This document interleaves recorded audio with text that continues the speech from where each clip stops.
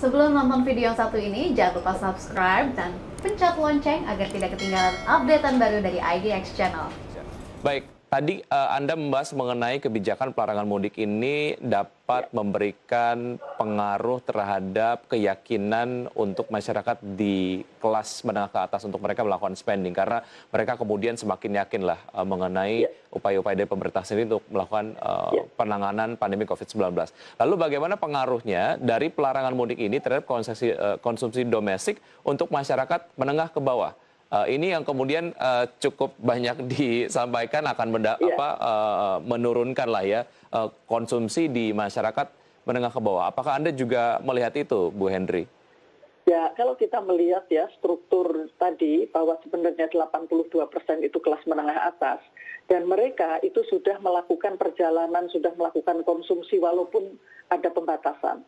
Jadi yang sangat terpengaruh memang betul itu adalah kelompok bawah yang mereka biasa mudik itu hanya setahun sekali.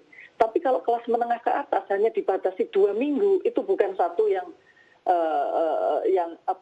bukan big deal lah ya, karena mereka sebelum puasa mereka sudah bepergian dan nanti setelah Lebaran mereka juga bisa bepergian. Nah, yang semestinya harus kita dorong adalah gimana caranya agar mereka tetap confident dengan adanya tren tetap masih ada yang mudik. Tapi kalau pemerintah meyakinkan bahwa prokes ini dilakukan tidak hanya di tingkat pusat, tetapi juga di daerah, ya,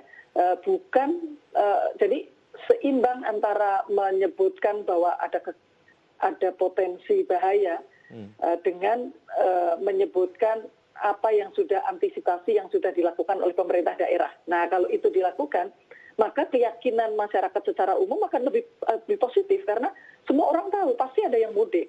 Tapi kalau prokesnya itu berjalan di pusat maupun di daerah tidak masalah. Misalnya pemerintah daerah kemarin kan Presiden menyampaikan bahwa dana yang masih mengendap itu sangat besar sekali.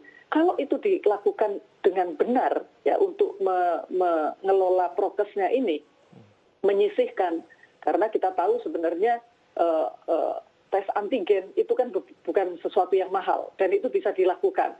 Kalau itu dilakukan menjadi sinyal-sinyal positif bagi ekonomi kita, Mas. Dan dari sisi yang kedua, pemerintah daerah semestinya itu bisa melakukan campaign terhadap produk-produk barang mereka yang bisa dibeli.